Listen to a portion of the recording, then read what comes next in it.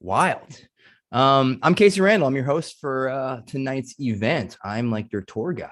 It's going to be a fantastic time. So a couple of things. I'm going to jump into a presentation real quick and go over ADPList, go over myself and a few of our checklist items to go over. And then we'll get into our esteemed panelists and our sweet, sexy topic. So I will share my screen and we'll just get started. Sorry, guys, I'm having a computer issue. Typical. All right. There we go. Bam. All right. Can everyone see my screen? Perfect. All right. Like I mentioned, my name is Casey Randall. I am Senior Interaction Designer at SiriusXM. You can find me online at caseyrandall.design or LinkedIn /I am Casey Randall, because that's who I am. Fantastic. So ADPList, Amazing Design People List. This is the After Hours, the Uncensored edition number 8, the Dribbblification of design. I'm still not sure if I'm pronouncing that correctly, but we'll get into that in a bit. A couple things first. What is ADPList? For anybody who's new here, who's unaware or unfamiliar, we are a global community based on creating genuine connection around the world.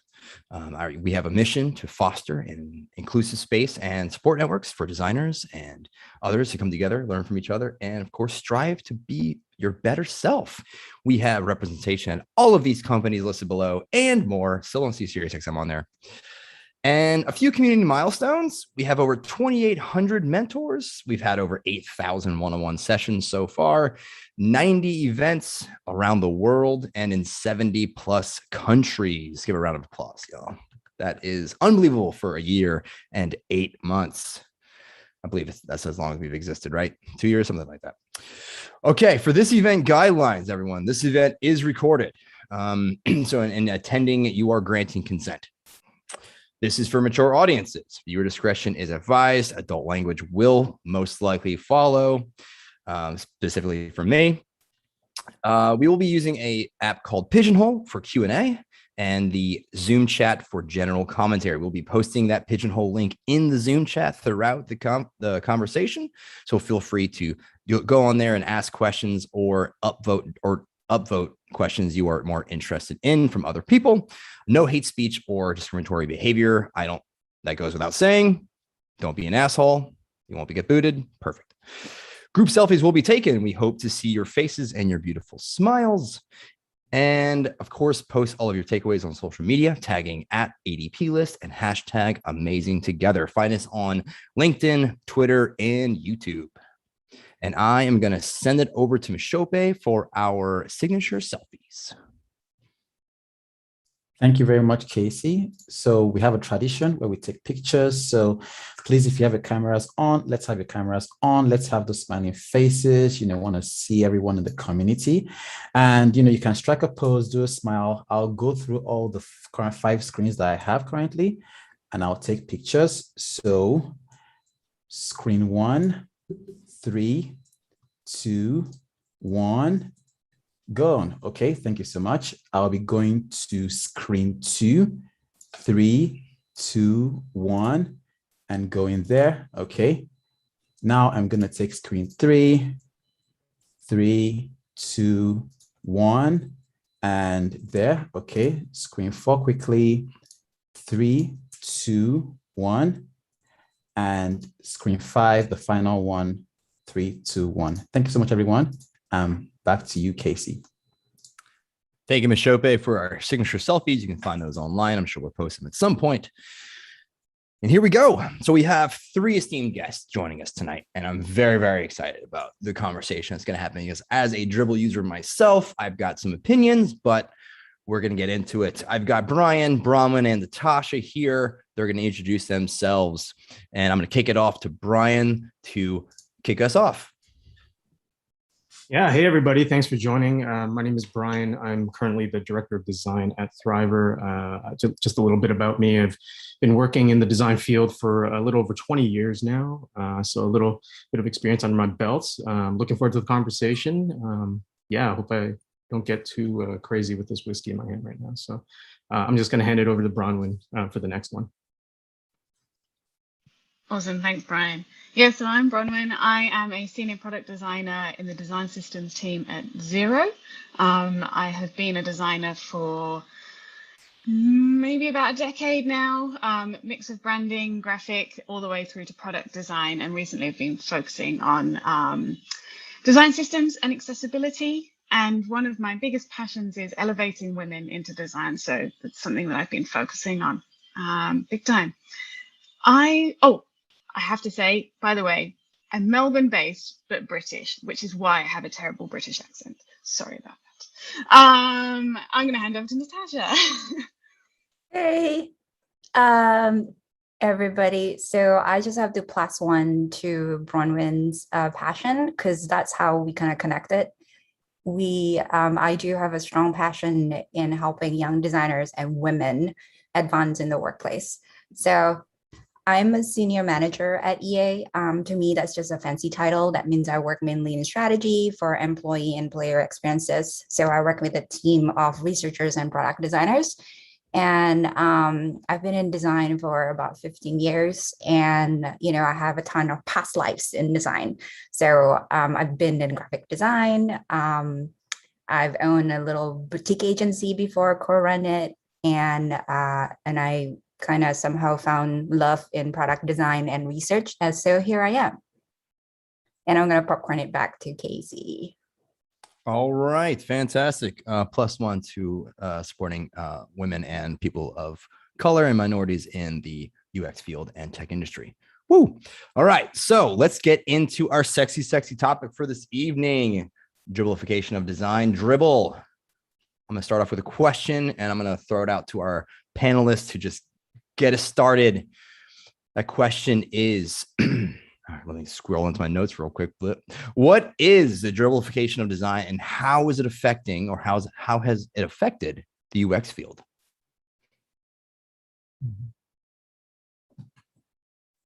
Don't be shy. Jump in there. I'm going to call out somebody. We're all way too polite.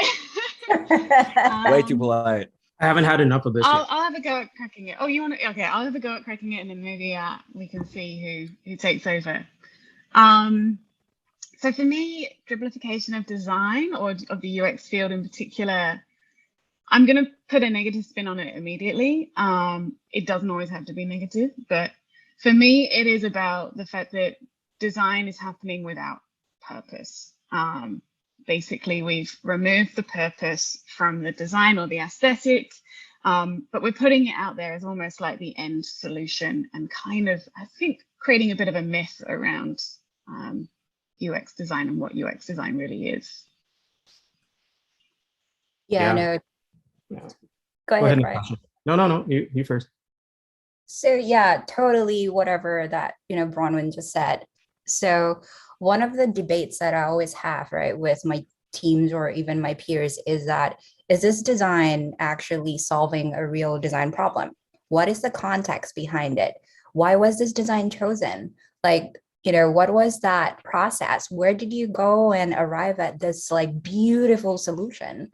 What was it that made you put this out there and said, yes, this is the design solution that will answer the design problem, answer user needs, and also answer that or move the needle in business impact. So that's totally that's one of the things that we always debate about, because especially for me, I came from a graphic design background. I love beautiful graphics, and I myself still go to Dribble or Behance to get inspiration.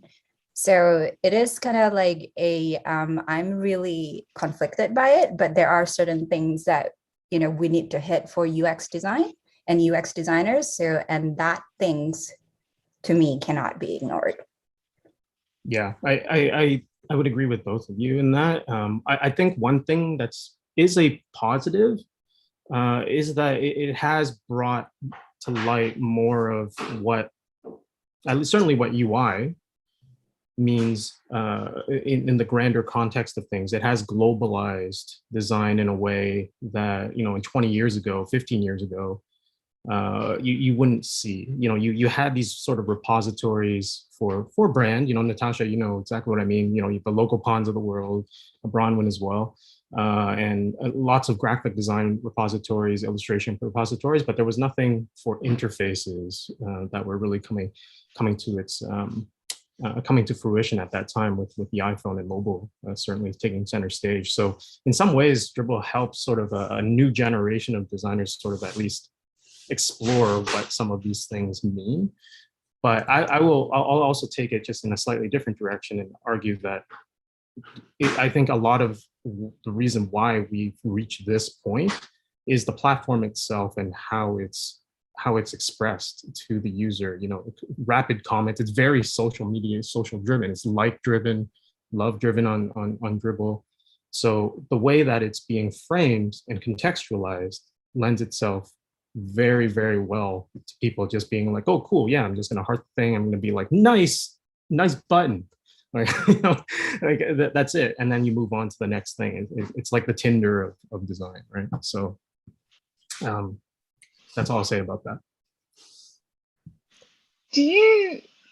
I'm going to chuck it out there. Do you think UX is being confused now because of Dribble? Like, what is UX because of Dribble? Because you just said it's perfect for UI, like it's great for UI. Mm-hmm. But does that mean people are getting confused between what UX and UI is? Should it be one and the same? Should someone who is a UX designer still have like UI skills? I'm totally taking off tangent, but I really want to know this answer. Yeah, no, it's a fantastic question, and it's one that we see day in and day out, right? In conversations and on social media, and even in the workplace. And I think Dribble is certainly not solely responsible for this confusion. I feel it's long since been conflated with the one and the other kind of merged together in this way. A lot of younger designers I'll speak to think UX is entirely digital focused, and it's how an app is created. It's the experience done on a digital screen, and it's not, right. It's much bigger than that. But I think a lot of that responsibility comes from the educational institutes and boot camps that push this narrative continually over the last 15 years that the digital space was new back then, and the web was really maturing. Again, mobile devices were becoming more mainstream, and that became the catalyst that propelled UX and UI and all these other terms that we know today into the limelight. So but there was no guardrails at the time, kind of being like, no, guys, like it's not just that. Everyone was just like, yep, that's cool. We're getting attention now. Let's keep going, right? Like that. And then here we are today, kind of trying to unravel this challenge that we've created for ourselves. And I think it's our responsibility to do that, to educate and unravel. Certainly what ADPList and a lot of other institutions are doing today. Yeah, I mean, like, I'm just looking at the chat though, right? And there are a ton of really great stuff on the chat itself. It's really unfortunate that, new graduates, especially people who are really new in the UX field, thinks that UI is UX and that you got to be really great in both UX and UI to get a position in a company. But like what Brian said, it's different. The needs of a UX or product designer is different. It varies in all of the organizations that you apply for. So like, for example, for, a team in Brian's place or in Bronwyn's place might be different. They have different needs from what I have at EA. So, I mean, just to put it out there, I do not oversee a game team. So we're all in the same kind of field. So it is really unfortunate, and it's just really something that's been bugging me for a while, that it's going towards that direction, and we got to course correct that for sure. Yeah, so it's like, and then there is also because product design and UX design is still kind of growing, and to me, it's still a new field. There's so many things that we are learning about, or like it's being developed every day. So that's why we are like slowly trying to like figure out what is the correct term. Because I met someone over in Germany through ADPList, and she's like, she wasn't like comprehending what some of the terms that I'm using, even over there. Like UX design is being interchangeably used with product design, and there's no like clear definition between like UX or UI, or even like, you know, UX, for example, UXE, which is UX engineers, right? So there are like new roles that are coming up such as that. So I think it's really important for us to course correct in my mind. Yeah, I agree. I mean, I'm seeing a lot of great comments in the chat as well from folks here, and I think a lot of people are talking about context in you know, when they look at Dribble. And I think, you know, as long as you're honest with yourself about why you're there, you know, we talked about inspiration and using it as maybe a starting point while you're mood boarding. There's nothing inherently, don't get me wrong, I don't think there's anything inherently wrong with the platform in terms of allowing people to post things that they're proud of, you know, that they're working on, 100%. But I think there needs to be more education and context provided to people when they use Dribble. It's not necessarily I don't know, it's hard to tell a business to be like, tell them exactly why they should be here. Like, and obviously they're not trying to do that, but I think it is important though for us to understand as practitioners of this, of what the limitations of Dribble are and what Dribble can be used for good and for positive reasons.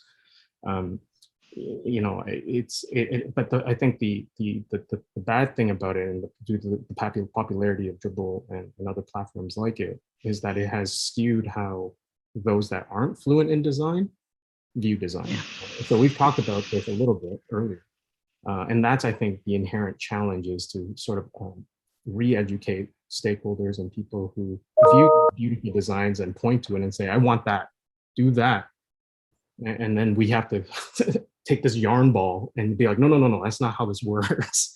And then, you know, in my 20 years, almost every place that I've landed, part of the job is education, always, because people just don't understand exactly why they hired you. Like the job description, it sounds like they know, but they don't. Most of the time they don't. Yeah, my biggest pet peeve is when they say to me or my team, I don't know if you all have this, I've heard this before, go and make it pretty. I'm like, what? Yes. Yeah. It's not about prettifying things. So let's like, and that it's that yarn ball, right? That we're all like trying to untangle and said, hey, this is not it. we don't only make things pretty. Yes, we can make things pretty, but there is like a research and reasons why we need to make it this type of pretty and not that type of pretty. Or there's like so much reasoning and science behind it that the stakeholders just don't understand. So, and the other thing that I think would be a great add-on to Brian's point is that the education piece is not just for design leaders. The education piece starts with the younger generation as well. Because let's face it, every one of us in this call, we are all ambassadors of UX design. Whether you are just starting out or you are thinking of like jumping into it, all of us are ambassadors of that. And all of us have power to course correct. Sorry, I just get really passionate about this thing. No, I couldn't agree more. And I had a session on ADP, and someone was showing me some of their work, and it was amazing. But you can tell that they've been influenced by Dribble, but also by some of the courses that are out there. And they showed me this beautiful design, and it was fantastic. But I had to ask them two questions. How does this work from an accessibility point of view? You're using, in this case, it was like a drag and drop, which is my worst nightmare in a design system designer, I can tell you. Drag and drop, how does that work with keyboard? And the second one was, have you thought about mobile and how things work responsively? They are basic questions, but that had never been posed to them inside their course. And I think that's really, again, it's showing education has to come from everywhere. Education has to come from your boot camps and your courses. It has to come from those that are entering the industry into startups. It has to come from us as the design leaders. So I couldn't agree more, Natasha, at all. It was just everyone, part of the process, I suppose.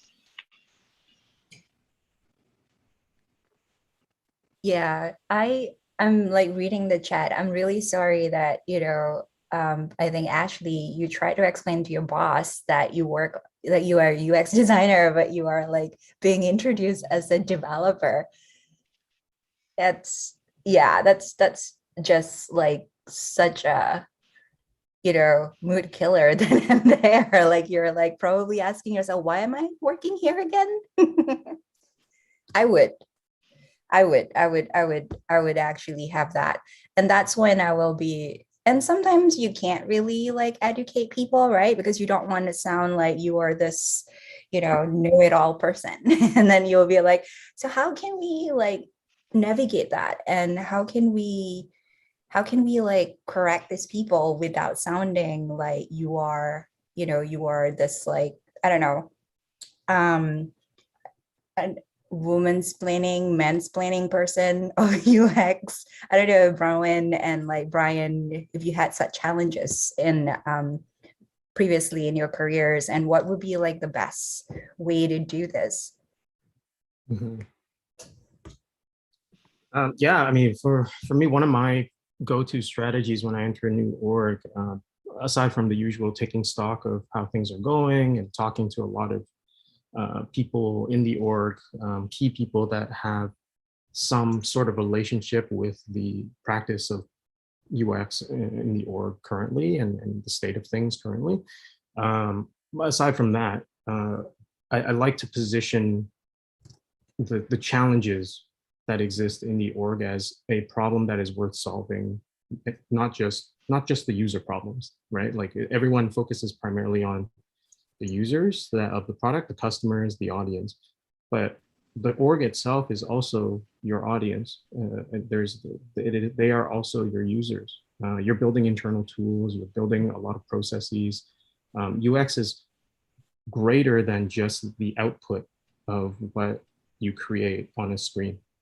It's how you influence decisions in an organization. It's how you influence the way the business, even the business decisions that are happening. You may not have a direct seat at the table, but believe me when I say the decisions that you are making, the small micro decisions that you make that influence the outcomes, they 100% help steer the ship one way or another. So,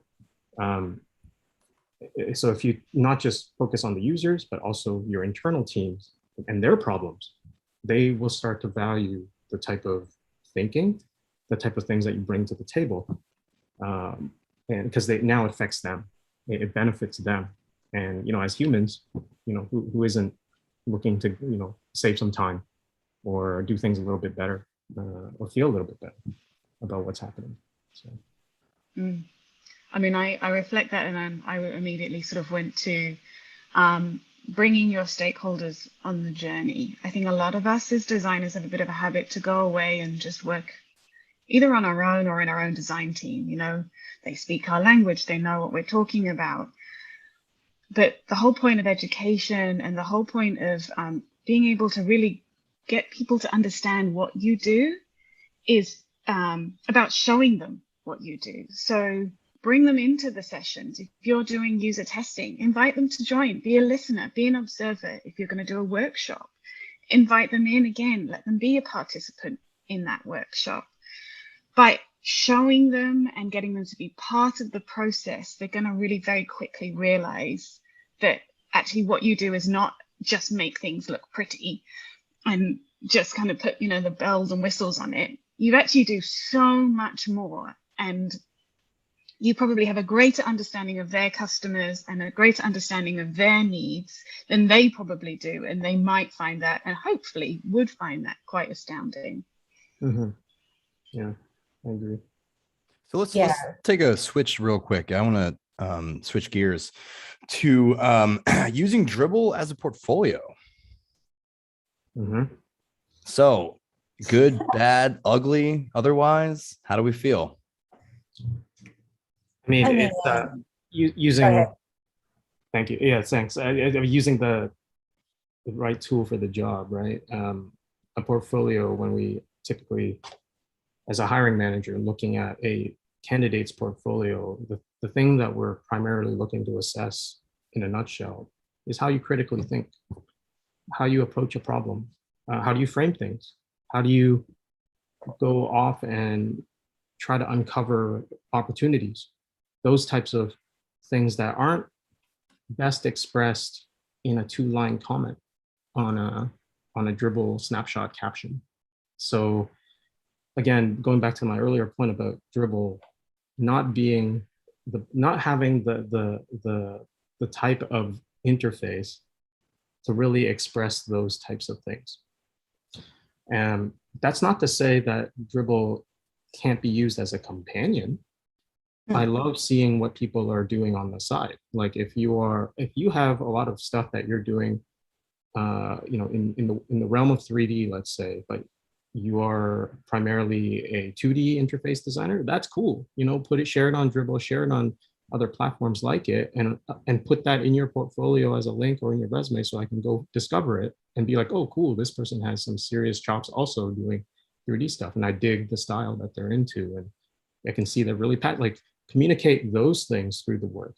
But using it as a primary portfolio repository can be dangerous for hiring managers. And I will even go so far to say that I'm guilty of, in some ways, auto dismissing some of these when it just becomes its own, because there are 1,000 other portfolios waiting for me to look at that don't have just a Dribbble link. So why would I just look at a Dribbble file? Yeah. Yeah. And oh, sorry, Natasha. Yeah, go ahead. You go. So, thank you. I was just going to say I was. Oh. No, go ahead. Go ahead. Brian, you talked about it before, which is one of the fundamental skills of a designer and a UX designer is choosing the right tool for the job, whether that's choosing the right tool for a workshop or whether that's choosing the right tool for a portfolio.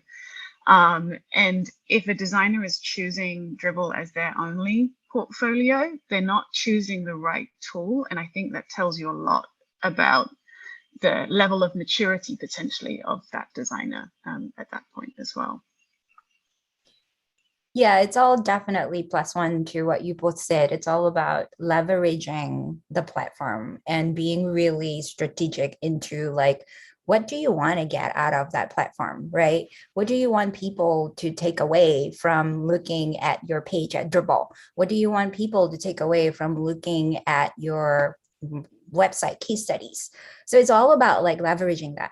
If you, for example, want to be an expert or a specialist in the area of UI design or visual design, go for it. Go and go wild at it and have that as a companion to your portfolio or your case studies, where you explain the iteration of it, where you explain the context of it.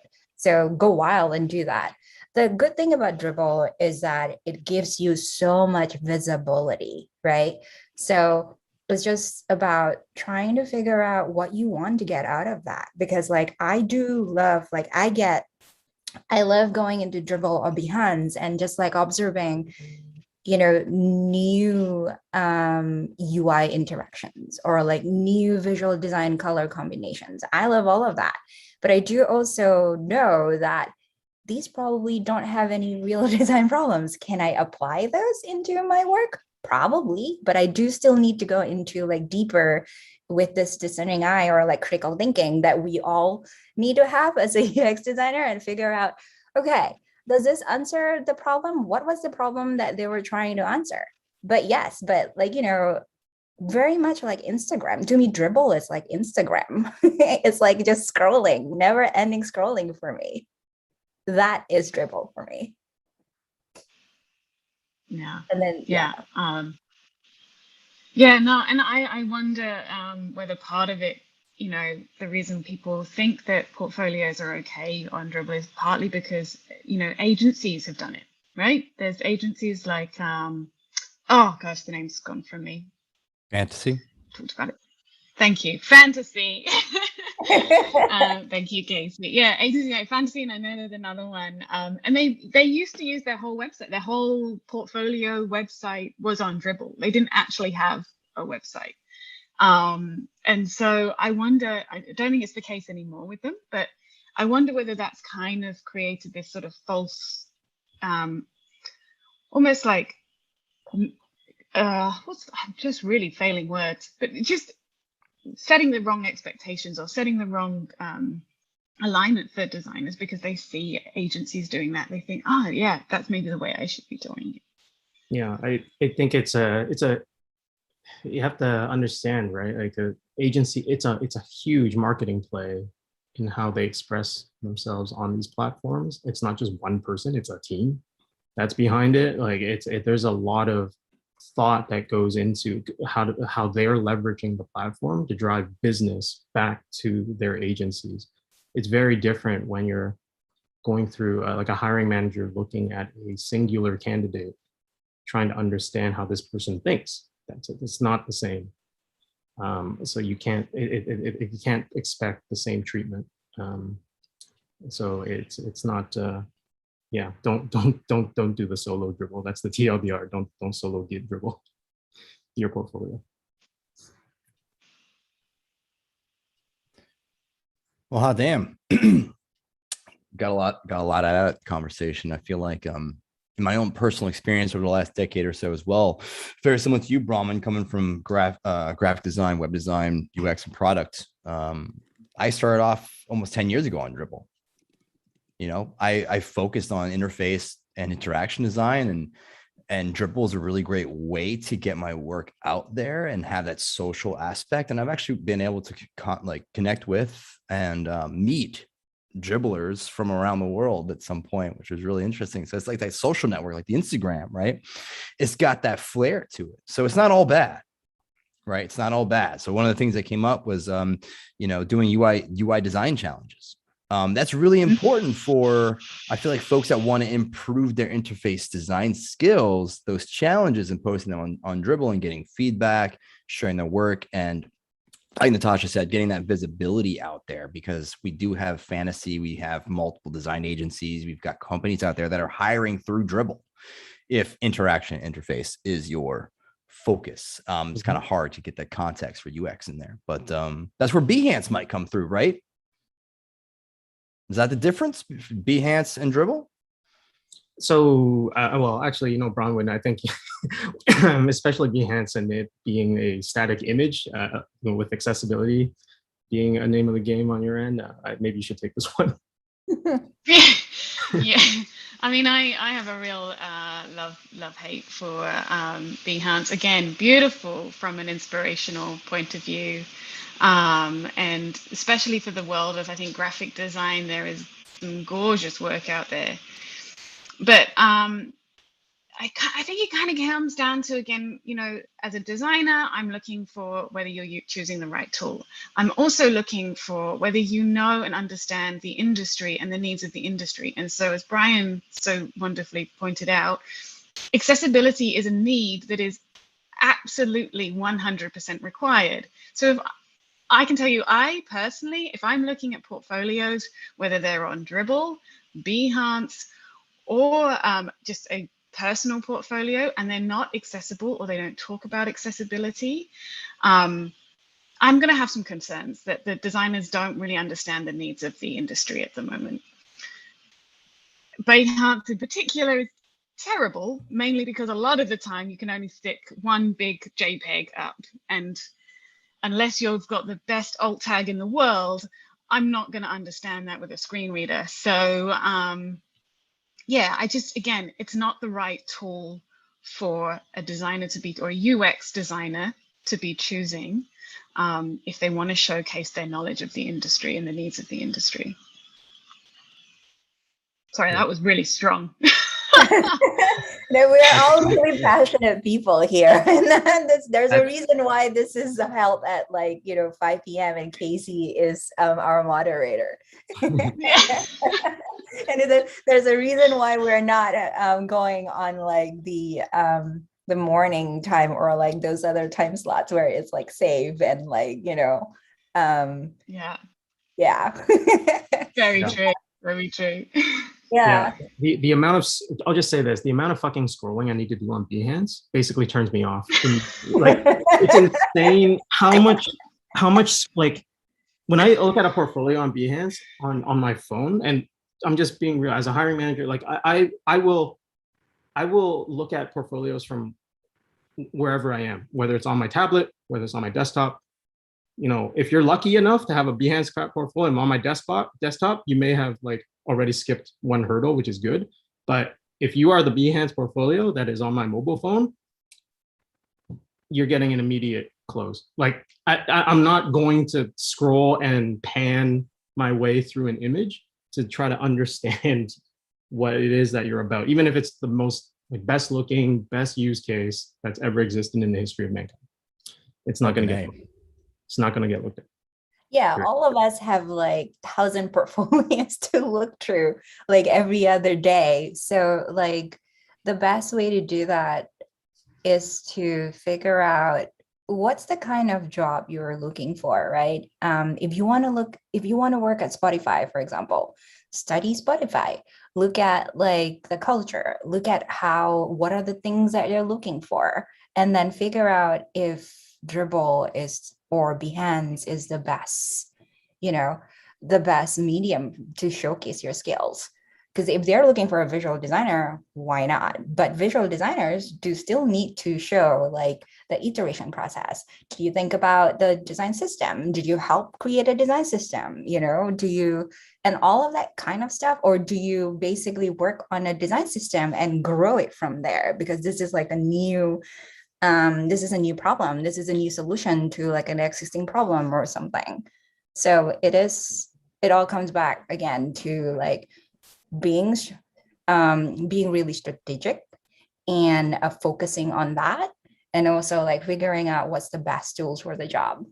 So I wanted to maybe expand a little bit on Bronwyn's point, right? Because not every company, this is sad, and this is one of the things that I think you are probably working hard towards in educating other people, Bronwyn, is that some design companies or some software companies don't really put that much of importance in accessibility.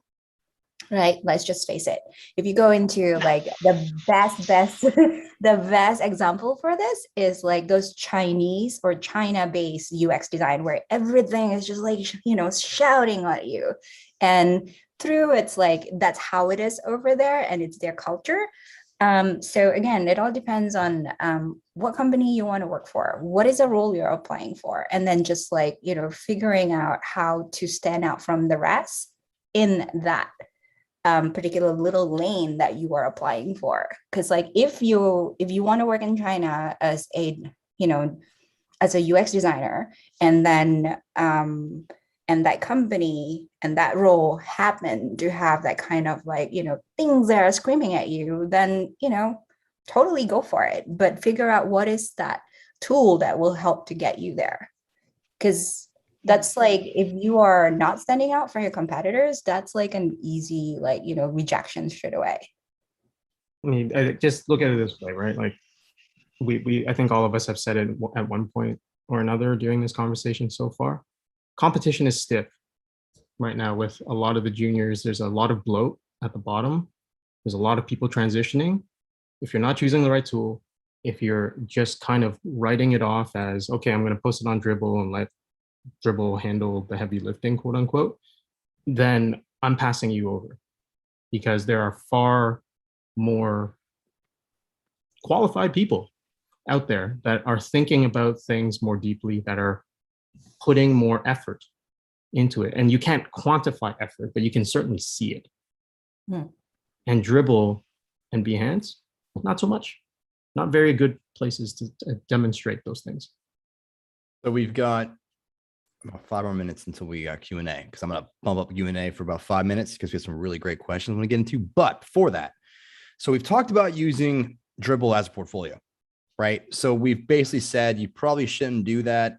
You should use it as an additional tool, right? As like a leg, as an arm, as you should have your portfolio where you have your case studies and use Dribble or leverage Behance for that social, that visibility, that type of it, which is fantastic. But what about using Dribbble for inspiration? Yay or nay? I mean, I do it. I did it I today. do it. I do it. Yeah. Same here. It's I- great for looking at new trends. It's like, it's cool to see what people are experimenting with. It's like, there's nothing bad at like using it as an inspiration board or a mood board, and just kind of throw, like, my team at Thriver will throw stuff into a Fig Jam from Dribble and Behance and all these other wonderful places that house great work. It's still good work. It's just that it doesn't help when you're trying to get hired, because it doesn't help me understand who you are as a designer, Right. as a person even. Right. It just shows me like, this person can make like really cool 3D or really great, UI, but yeah, critical thinking and all that those soft skills, it doesn't come through. Mm-hmm. No, the only thing I would say to that is I think it could help you get hired if it's a support. Again, it's a support to your portfolio. Absolutely. Send me your portfolio and show me, and if you want to link me out to Dribble, tell me why you use Dribble. Is it a space for your learning? Is it a space to be able to push your creativity skills without restraints? Is it a place to push, the fact that you don't get to work on 3D every single day in your job, and so you want to do that in your own time because that one makes you creatively happy. I love seeing that shit. Like, I really love seeing that shit, but I love seeing it alongside your portfolio. So I do think, like you say, it may help with you getting hired, because actually what it might show me is that you're not just a creative delivering a portfolio, you're doing extracurricular stuff as well. And that's going to boost you up. But again, it has to support the portfolio. That's right. Yeah. So there's an interesting question, actually, Gerald. You had posted about what are suggestions, like if not everybody's going to look at, or HR or whoever the hiring manager is not able to look at everything all the time. I would actually, I can't speak for every HR manager or hiring manager, but for me, I look at everything that passes my way. Like I'll give you guys the inside track. I don't look at the resume first. I look at the portfolio first. I go to the resume after. I go to the portfolio and I scan and I look at things that jump out at me. Remember, I have 100 portfolios on my desk to go through, and I'm going to go through maybe 20 to 30 of them in a day if I'm really hiring aggressively. So how long am I spending on your portfolio? Maybe 5 minutes. Do things jump out at me? They do? Great. I'm going to look at your resume now. Yeah. And now I'm going to go back to your resume, and I'm going to corroborate what I see on the resume with your portfolio. I'm going to take a second glance, and I'm going to maybe go for another 3 minutes. Right. So I do look at everything. But it isn't like, I'm not spending 30 minutes looking at your case study. So it better be succinct, it better be clear, and it better kind of express accurately how you approach the problem, and be real about it. Like, be honest with how you do that. And it should feel personal, plain and simple. I do look at everything. So yeah, and I never stop enjoying it. I do love seeing everybody, how they express themselves. That's one of my greatest joys. But my process is different from yours, though. Yeah, no, 100%. Yeah, It's so different. I don't look at resume, I look at LinkedIn, and then I look into what you post. And then I look at, because that's the easiest way for me to get into what you're passionate about and how you're branding yourself. And then from there, I look into your portfolio. If you don't have a portfolio, that's a very easy, like, okay, not going to look at your work, right? That's a very easy, like, bye. Because, like, again, we have so many portfolios that we got to go through in a day. And like Brian, I spend like 5 minutes. If something really interests me, then that's when I'll go in and spend more than 5 minutes. But most of the time, I wouldn't spend more than like 15 minutes on a portfolio. But I do spend some time to read up and look at what you post on LinkedIn, because I want to know who you are as a person. I want to know what your passions are. I want to know whether, what you claim that you have done, like those kind of little like introduction in your portfolio, the about page or whatever page that says, I'm interested, for example, in accessibility. So whatever that is in your case study or in your portfolio, better support that. Because if you don't support that, then it will be like, okay, bye, next. All right, perfect timing. Let's switch gears over to Q&A. Let's post that Pigeonhole link one more time in the chat. If you didn't have a second to post a question in, use that link, post your question, vote on somebody else's, do what you got to do. But this first question has the most votes by nearly over double about the last one, the second one. And I can talk about this shit all day long. A lot of people say, sorry, this is from Janie. A lot of people say UX designers don't need to know visual design. What's your opinion on this? It depends. It depends on the role.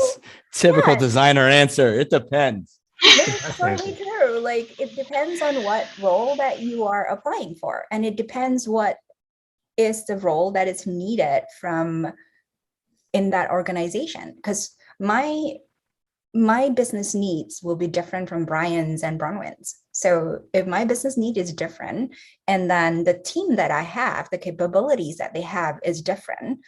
So like, I can't just go out cookie cutter and like hire someone who's like, if I need a visual design, someone who can do visual design, would I go out and hire a visual designer? Yes, I would. But what about if I need someone who could do UX and visual design? I would have to go out and look for that person versus hiring someone who could just only do UX design, right? So read that job description really, really carefully and see what is it that they need. Casey's raising his hand. I am. I was waiting patiently. Great answer, Natasha. I'm going to flip that question a bit because I do want to dive in more into that a little bit because it comes up a lot. But generally, not role specific.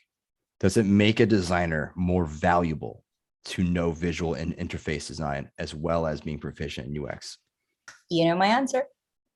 So it depends. Let's flip it over to Brian or Bronwyn. I mean, I can only speak from my own lens, like in terms of experience, and just for context, everybody, like I primarily work with early stage startups and take them all the way to like Series B and beyond, and so the needs of those folks are generally, to Casey's question, yes, there is more value placed in designers that have some affinity with visual design. So they are able to do both jobs of being able to take a problem, deconstruct it, go through a discovery process, go through the design process within the confines of the business, and then be able to also execute on that. It's just speed is in the name of the game in that industry. On the flip side, and in my past life, working with larger companies, brands, and things like that, there's more opportunity to specialize. So we may hire someone who is much more inclined, less visual, but a greater sort of critical thinker, or someone who has spent a great deal of time going through that critical thinking process because they're given a timeline of 2+ months to come back with a potential solution. So it depends. So 100% that. What about if you are working in a startup that already has a design system? Do we need someone who could do visual design? Less so, being perfectly honest, less so typically. But again, like I expect my designers personally on my team to always be mindful and contributing to the evolution of that system. Yes. Right? And that's kind of where, sorry, Brahman, I'll jump in a second. That's where visual design and like things like color theory, typography, and iconography come into play and make you a bit stronger in user experience, right? You know how these elements and decisions will affect that overall experience of that product or that solution. Brahman, go.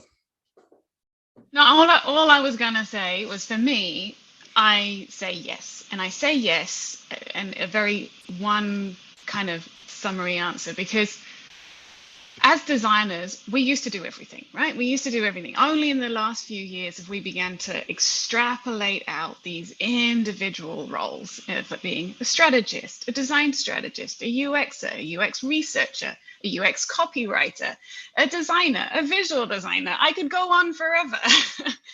But what I think will differentiate you and help you is if you think about yourself as a holistic designer. I am a designer. I need to understand and I need to know how UX research works. I need to be able to think about copy. I need to be able to think about how my UX is going to influence the design later on. So thinking about yourself like that. But I mean, everyone, I think most of you would probably know this term, is thinking about yourself as a T-shaped designer. Be broad and knowledgeable in almost everything. Can have a little bit of knowledge, have a little bit of visual design knowledge, a little bit of UX knowledge, a little bit of research, but know where you want to go deep in. I used to be UI, really deep in UI. That was where I was. And so I would say now I have great UI knowledge, but I'm having to pick up my skills in UX. But as a designer, I think you can make that decision on where you want to go. So as a UX designer, if you want to specialize in UX, but also don't be afraid to learn a bit of visual design, because that will help round you out as a great designer. All right. Wait, Natasha. Huh? No, I kind of, again, I go back to that. It depends, right? Like where you want to be as a designer. To Bronwyn's point, like where do you want to be as a designer? What do you want to be like known for? Because like when you were first starting in your career, you want to know as much as possible into like all of the spectrums of UX, right? You don't want to start pigeonholing yourself. So like I was a late career switcher, so I started with visual design because that's where my comfort is. I was a graphic designer, and then I was an art director in an advertising agency. So that's like my comfort zone. That gives me like the big break into UX or product design. So, and then I kind of learned on the job of UX and UX research. So as you grow, as you progress more in your career, you should be able to know what is needed in that little bit of like spectrum of UX design, because you are now not an IC. Now you are a steward of design. You need to know every single little things to like steward the project forward, or to give like direction, or to give like motivation to your team when they're blocked or they're stuck or whatever. So there is value in just like trying to be a T-shape designer, not necessarily a visual design, a UX designer who knows visual design, but more of a T-shaped designer. Yes, indeed. Yes. So amazing insights. I knew we could talk about that shit all night long. Let's move on. Next question with the most amount of votes, which is the other side of the coin. This is for applying and interviewing. So this is from Ralph. What questions can we ask potential employers in order to find out their views on a UX designer's role?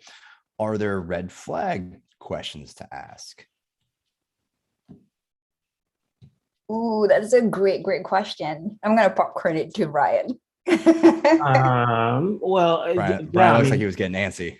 Well, I'm just thinking about a lot of some of the questions I've asked employers that have been like red flags. I would expect candidates, including myself, when I'm applying for a role or whatever, I do your research on the org, right? And knowing in some ways where they stand maturity wise. So you don't go in blind and being like, okay, so like, tell me about tell a bit about your design system and and they're like, we don't have one. And you're like, what? You should be able to understand just based on the context of the company and what stage they're at, where they might be. But that should be used as a way to inform some of those questions that you would develop ahead of your interview with said company. So with that said, certain questions that would be, red flags for me is if you ask a question that involves like, tell me how you collaborate, like tell me about collaboration in the company. How does a designer work with other teams cross-functionally, right? Tell me about what a typical day looks like for someone like that, and then see how they answer you and reply. That's one I can think of immediately off the top of my head, because we need to be in the middle of all of that, ideally to be effective in what we do as practitioners. So that's number one. I'll keep thinking, but there's definitely one. Yeah. So if DE&I, which is diversity, equity, and inclusion, is important for you, ask those questions, because I think the worst thing that could happen is if you don't ask the questions, because interviews are a two-way street. And the last thing I want any one of us to be is being miserable at your job. So I know it does sound like a privilege, to be able to ask these questions, but it doesn't. It's basic human, I think, right? Because, mental health is very important, right? So how are you going to do your best work if you are unhappy or where you are?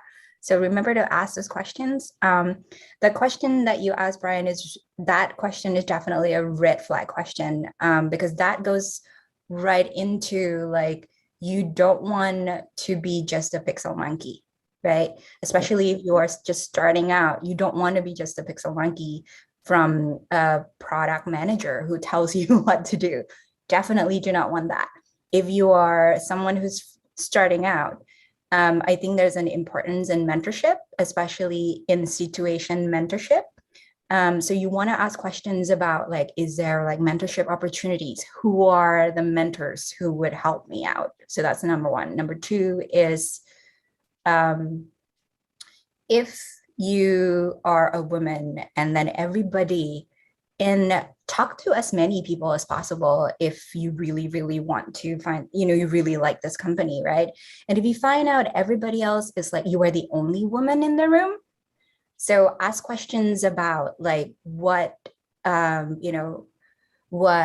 I'm losing English, what sponsorship or like what opportunities have they created for, for junior designers who are women and like trying to like progress in their career. And then if you don't have like good feels about your hiring manager, very important to find out about like your relationship. How can you work with your hiring manager? That's super important, because you want someone who's cheerleading for you. You want someone who's like advocating for you. You don't want someone who's just like, absentee and just like, hey, just keep doing the great work and then disappears. You definitely don't want someone like that. So those are like some of the things that came up. Yeah. And even just asking even being like, this sounds really obvious, but when it's hard to, in the situation of being in an interview, can be challenging to ask a question like this. Just asking, what role do you see me playing on this team? It's super simple, but it's actually amazing how tripped up people get when they start, because it's like, well, actually, I'll even share a lot of stories of like times where I've walked into an interview and the person on the other side of the table is like not even prepared, right? Like they don't know what this role even is, because they're just the quote unquote hiring manager that was assigned to, and that's a sign immediately of the maturity of the org and how seriously they take not just the hiring process, but your role in the org. So asking for your role definition up front is really a good sign immediately. The other thing to ask is, sorry to cut you off, Brian, is career progression. What is the career paths for you as a as someone who's if you're just starting, as someone who's starting, or someone who's in medium level and stuff like that? Definitely ask for that, because like if you're the only designer, chances are, and you're a junior designer, and this is a generalization, it doesn't happen all the time, but I've heard a lot of stories about this, is that if you're the only designer and you're a junior one, you're usually taking orders, and you're usually just a pixel monkey. Yes, all right, it's 8:00 on the dot my time, so we're gonna wrap this up. I've got one more question, because number one, I love this person's name, and I'm just going to answer it with it's one word answer from the talking dog. What platform is seen as the mature platform for professional prospects besides having a portfolio website? LinkedIn. Thank you everyone for joining us tonight. I appreciate it, or this morning, or where the fuck you are in the world. We appreciate it. Bronwyn, welcome back. Give yourselves a round of applause for attending. Give our esteemed panelists a round of applause for being here with us tonight. And again, give yourselves a round of applause for just being fucking awesome. And that's it. Everybody get the fuck out of here. And panelists, you guys hang tight for a split second. But everybody else, have a wonderful evening, morning, day, wherever you are. Thank you. Thanks, everybody. Bye. We're going to kick you out if you stay. Bye.